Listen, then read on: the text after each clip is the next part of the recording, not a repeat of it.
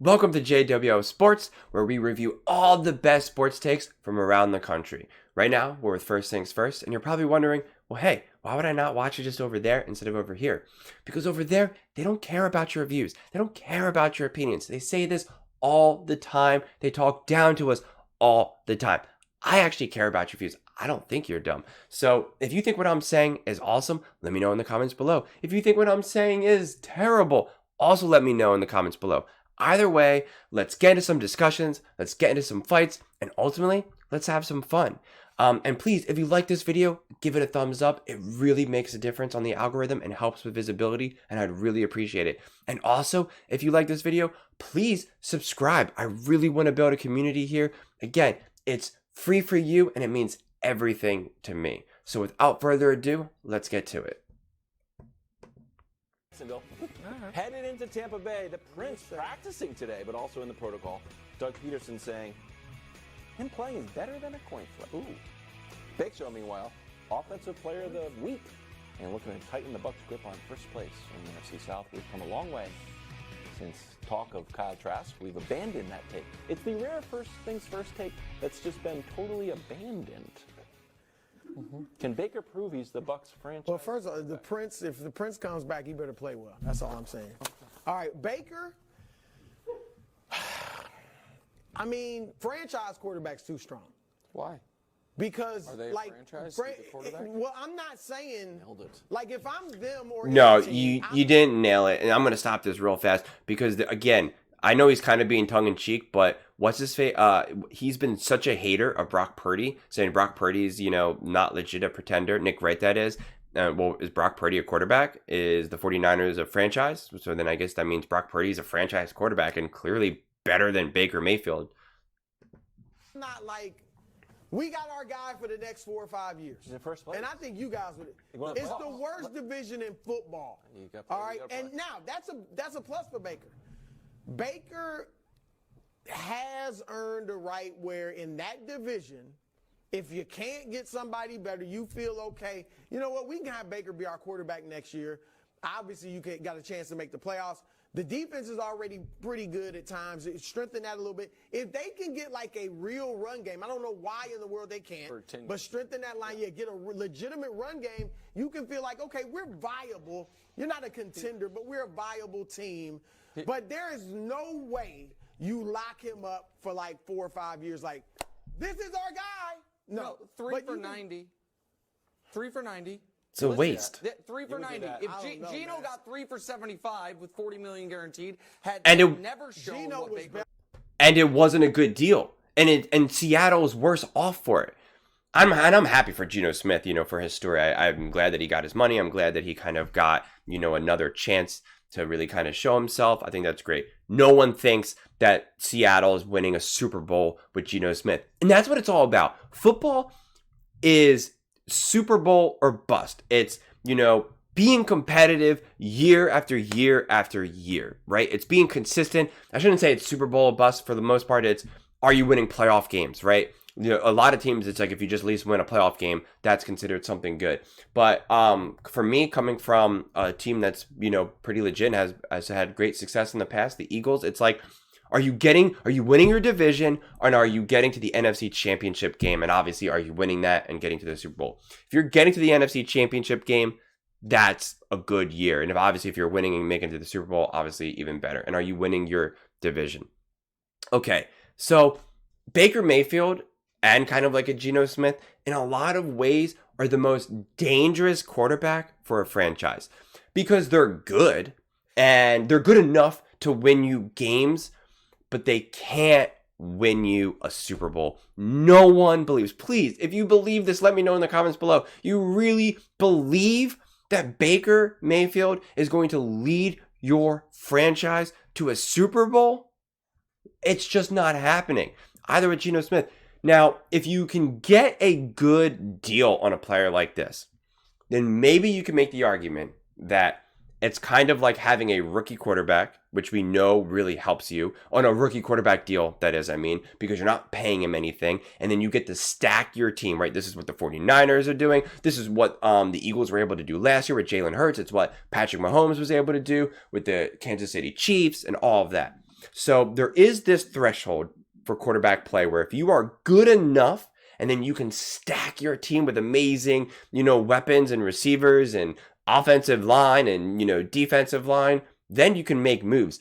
But with that said, your quarterback still needs to be able to make some legit plays when it counts. Can he march down the field and win you the game in the last, minute 30?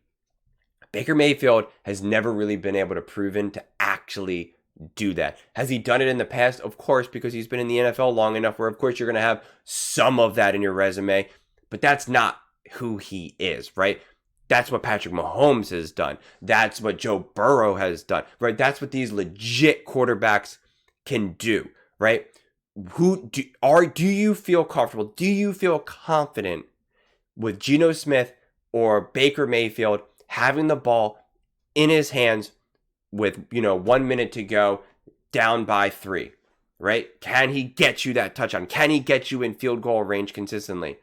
To me, the answer is no. And so what makes a player like that dangerous is you can win games. You can maybe even make it to the playoffs. You're not making noise.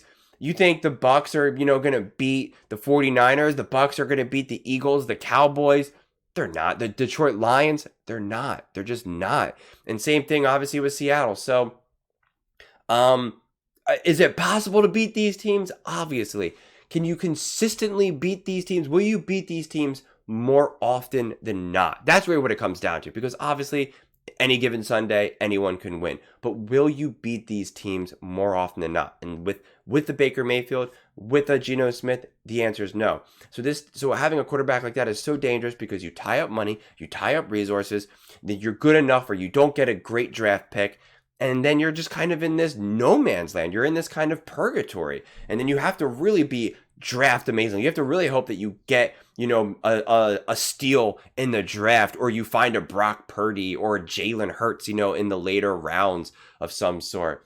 Or you've made a strategic trade before in the past where now you're taking someone else's, first round pick instead of your own, kind of like what's happening with the Panthers and the Chicago Bears. So, I think this whole notion, is Baker Mayfield, a franchise quarterback. I think he's proven that he can play. And I think maybe if you're a team or an organization that's not that great or not that competitive, and you're just trying to, get some wins or, I don't know, some stability, or get a coach or get some fans back involved, sure. But think about it.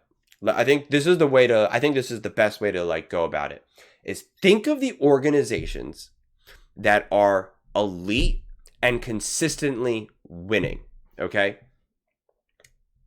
Now, which isn't necessarily the same thing of being elite and consistently winning, but just follow this with me. Would Kansas City want Baker Mayfield as their quarterback? The answer is no. Would the Philadelphia Eagles want Baker Mayfield as their quarterback? The answer is no. Would the Dallas Cowboys want Baker Mayfield as their quarterback? The answer is no. Would the Cincinnati Bengals want Baker Mayfield as their quarterback? The answer is no. Would the Bills? No. I mean, all of these teams would not want them. Would the 49ers want Baker Mayfield as their quarterback? The answer is no. Sean McVay had Baker Mayfield. Baker Mayfield is younger, fresher, and healthier than an older, slower Matthew Stafford. And he didn't keep him. I mean, I'm sure he easily could have convinced Baker Mayfield to take, some sort of, $5 million, $10 million deal to be the backup quarterback. I don't know, because seriously, Baker Mayfield was absolutely just drowning. And it seemed like, Sean McVay kind of reinvented him a little bit. And he didn't do that. He didn't say listen, we really want him. Matthew Stafford keeps getting banged up. Matthew Stafford's injury right now, history is him getting legitimately banged up, for the last few seasons. So having a Baker Mayfield would be massive, would be huge if you think he was good. And Sean McVay was like, nah, we don't need it. So that to me speaks volumes. If these elite teams that are historically consistently win with great coaches, highly run organizations are winning, and they wouldn't want Baker Mayfield, then if you're not part of those franchises and you're another team, why would you want Baker Mayfield then? If the teams that consistently win and are consistently competitive don't want him, then why would you want him? Don't you want your team to be consistently competitive? Don't you want your team to actually be able to win the Super Bowl? And if the answer is yes, then you don't want Baker Mayfield. You don't want Geno Smith. That's just the reality of the situation. Better last year than Baker was this year. Wouldn't you agree with that? He was 6 in MVP voting, I think. Geno. Yeah, I bet that's just because he got like 2 fifth-place votes. I bet Baker shows up on somebody's ballot. Wait, what? No. That's just a dumb sensationalist take. No, I don't He's going to be in the top 5 on somebody's MVP. That whether or not we can do that another time. That was a fake take. We can edit that. We can do that another. Well, I think you guys thought it would have been a fake take that Geno was going to show up on somebody's ballot, but that's not the point. No, we like. That's not the point. Geno's is this? Numbers were better. Do we agree that Kirk Cousins is probably going back to Minnesota? Yes. Okay. Even if Tampa wanted to move on, someone would give him the money. So there's listen. New England, Pittsburgh, Las Vegas, Washington, New Orleans, Atlanta, Tampa. That's 7 teams that are going to be in the quarterback market this offseason. So Justin Fields, and Chicago, obviously, they're going to draft somebody. Justin Fields probably available. Kyler's available. And rookies are available.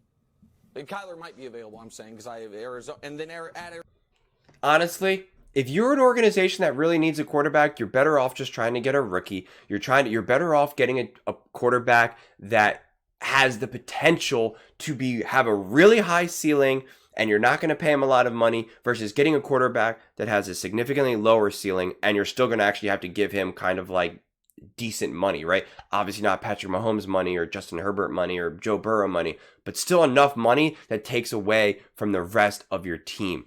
And that's the problem that you face. Kyler Murray is probably the biggest dark horse because he's obviously a good quarterback, but he's been playing for a terrible franchise. He's had such instability. Their head coach is not even his entire career. His head coach is no longer even in the NFL or an NFL head coach. So, with all that said, it's one of those things where it's just like, who is actually Kyler Murray? Is Kyler Murray maybe better than we think? Or is he kind of maybe, not as good as we thought he was going to be?